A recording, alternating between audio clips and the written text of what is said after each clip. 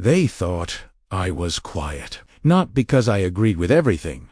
Not because I didn't notice what was going on. It was because I didn't argue in meetings or raise my voice when things felt wrong. What they didn't realize was that silence doesn't mean ignorance. And it definitely doesn't mean compliance. I used to work in an office where being calm was mistaken for being passive. I showed up on time every day, did my work meticulously, and never complained publicly. Because of this, management slapped a label on me. Easy. I was low maintenance, flexible, not someone who would ever push back, and that single assumption turned into their biggest mistake. On paper, my job description was pretty narrow, but in reality, my role was critical to the entire operation. I was the person handling internal reporting, process compliance, and all the cross-department coordination. Essentially, when things went wrong, they landed on my desk, quietly, and just as quietly, I fixed them. I wasn't doing it for praise, and I certainly wasn't looking for attention. I just wanted to keep things moving smoothly for everyone.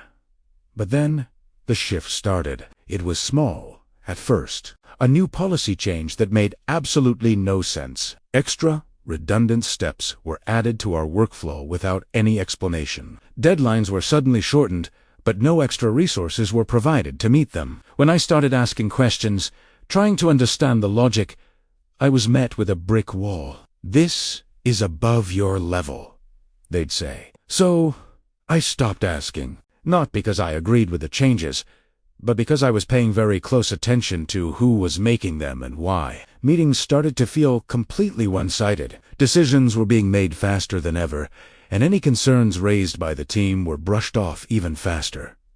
I saw a pattern emerge. The people who dared to speak up, the ones who questioned the new direction, were quickly labeled. They were called difficult, negative, or not a team player. And then, something even more telling happened. Those same people stopped being invited to important meetings. That's when I knew I had to change my strategy. So I stayed quiet, and I took notes. One afternoon, it happened. A senior manager stood up in a meeting and blamed my department for a significant issue we had absolutely nothing to do with. It was a bold-faced lie. And I know it because I had the data. I had the timestamps, the email trail, everything needed to disprove the claim in seconds. But nobody asked me. They just looked at me, assuming I'd take the hit, that I'd just accept it. And in that moment, I realized something fundamental about the culture there. They didn't want accuracy. They wanted agreement.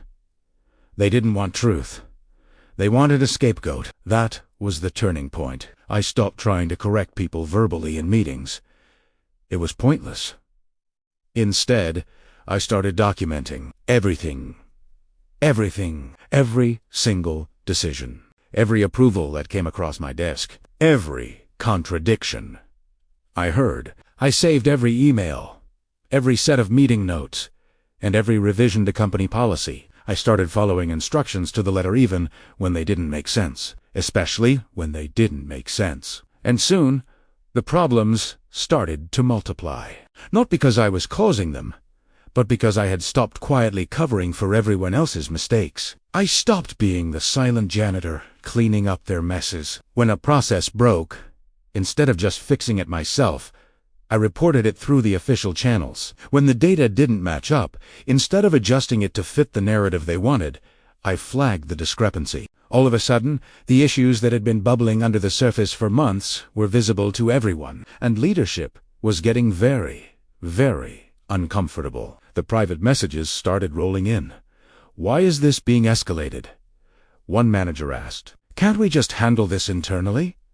Another one pleaded. My favorite was, "Let's not put this in writing." That's when I knew I had them. They weren't afraid of the problems. They were scared of the paper trail I was creating.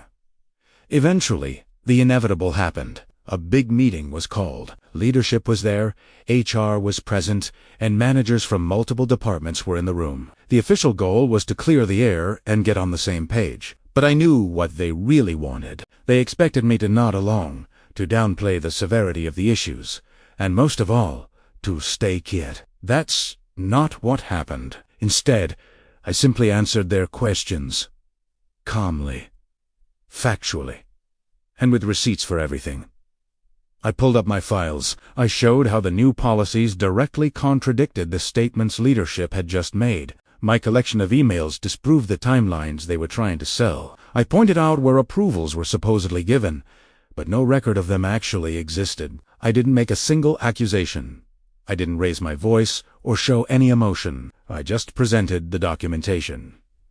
The facts. The room got very, very quiet. In the weeks that followed, things started to change. Entire processes were reviewed from the ground up. Key responsibilities were reassigned to people who were actually qualified, and certain managers suddenly stopped making any decisions without getting everything in writing first. I wasn't punished for what I did, but I wasn't promoted either. And that was fine by me, because something much more important had changed. They stopped assuming my silence meant consent. They learned that being the quiet one in the room didn't mean I wasn't paying attention. I never had to raise my voice. I never caused a scene. I simply stopped protecting people from the consequences of their own decisions. They thought I'd stay quiet. That was a big mistake, because silence isn't always weakness. Sometimes it's preparation. Thanks for watching. If this story resonated with you, be sure to like and subscribe for more.